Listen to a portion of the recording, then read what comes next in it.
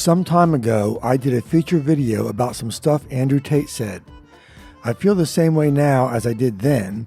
I think Tate made some excellent points about relationships.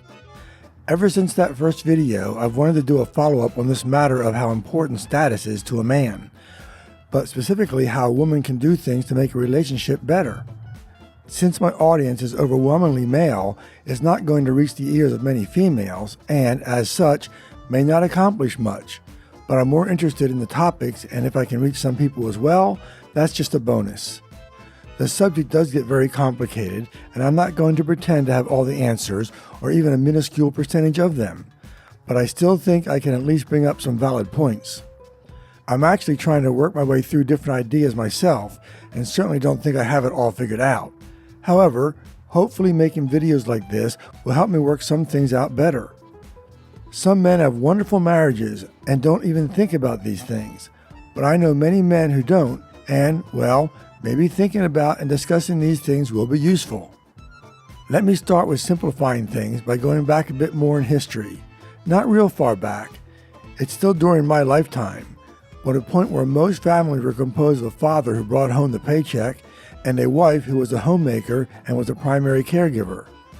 So, for now, I'm going to base things on that stereotype, though even then there were lots of women working, but nothing like we see today. Maybe later we'll add in the many complications that come from most women working and bringing home more income than before. I just think it may be best to work up to that a bit at a time. But what I felt was most important back then was that, regardless of the fact some women were working outside the home, being a homemaker was still viewed as a respected choice, even the choice of the majority. Yeah, I know, modern feminists talked a lot about each woman making her own choices, but that rhetoric didn't match how they usually acted, which was to treat the choice of homemaker as inferior, or at least as settling. But with that older framework in mind, let's get started. Men had status from being the breadwinner and providing for their family. That was kind of built into the system. Yet a woman could tear down her husband's status very easily, even if she was a housewife. There are probably an infinite number of little things that maybe create friction in a relationship. So let's see if we can just reduce some big ones. What would a woman think of a man who was not dependable at showing up for work if he didn't feel like it, or did such poor work that they kept losing their job? Wouldn't he be failing at one of the most important things a man brought to the marriage? And wouldn't such a man not only lose the respect of his wife, but also the respect of pretty much everyone who knows him, male and female? After all, it's hard to hide the fact for long that you aren't very employable. This fits in with something Andrew Tate said about how men will go to extremes to have status. Sure, there will always be the exceptions that don't care, but the vast majority are going to be doing what they need to do to keep their jobs. Both because they care about their family, but even if they didn't, they don't want everyone looking down on them. Their status mattered, so they'll show up dependably even for a job they may not like. Now let's look at something women offer that is really important to her husband. It's sex, hopefully partly because he loves her. Of course, other aspects of companionship with someone who cares about you is also important, but that brings in lots of complications which are better saved until later. So we'll focus on the availability of sex in marriage as something that is relatively clear, much like whether a man is dependable at bringing home a paycheck. Think of how often you hear how so many married guys rarely have sex, even after a relatively short time since the wedding. Most won't publicly talk about it because if people know, that also loses some of his status. Now, in most marriages, the desire for sex does drop off over time.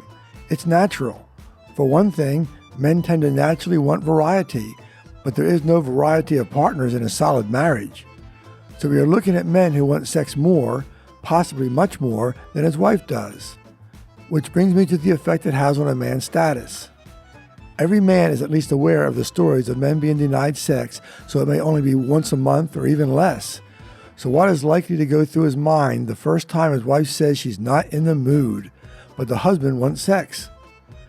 I suspect a lot of men are going to be thinking, is this just the start of a downward spiral? And that, even if no one else knows, may make him feel he is losing status if he thinks his wife doesn't want him sexually. A man wants a wife that desires his sexual advances. Even if no one else knows, he will still gain personal status from it. Yet, to be fair, there are going to be times the woman may really be feeling bad and shouldn't have to have sex on command. But men all know how easily the "I'm not in the mood" excuse happens more and more often.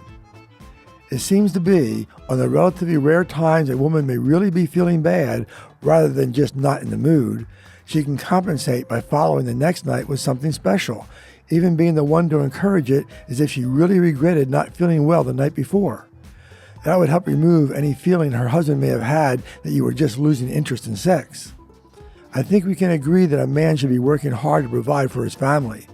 And if this means a job that may not be to his personal liking, well, that's just a sacrifice a man makes for his wife and family. One might think of it as selling the use of his body 8 hours a day, 5 days a week, to do what is best for the family. Sure, it's not sexual, but he may still be making a big sacrifice unless he is lucky enough to have a job he really loves. So what does a woman owe her husband when it comes to sex? Modern feminists often act like sex is rape, even within a marriage.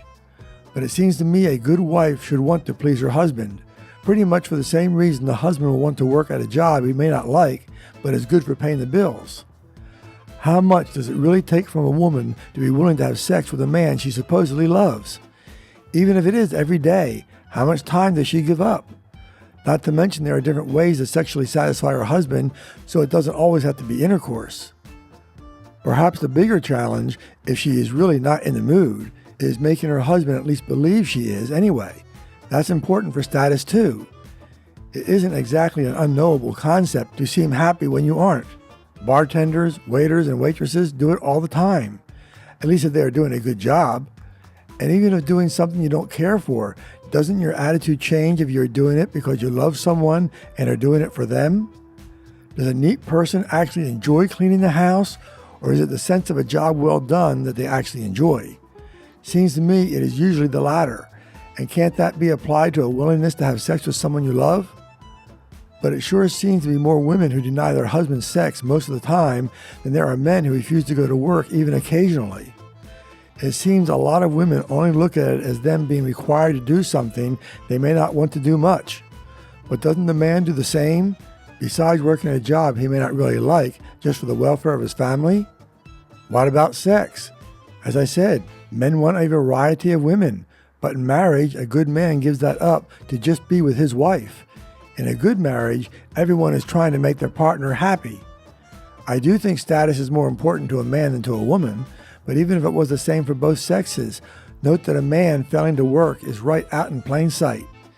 A woman denying sex with her husband is almost always private, both because it is behind closed doors, but also because men aren't going to talk about it much.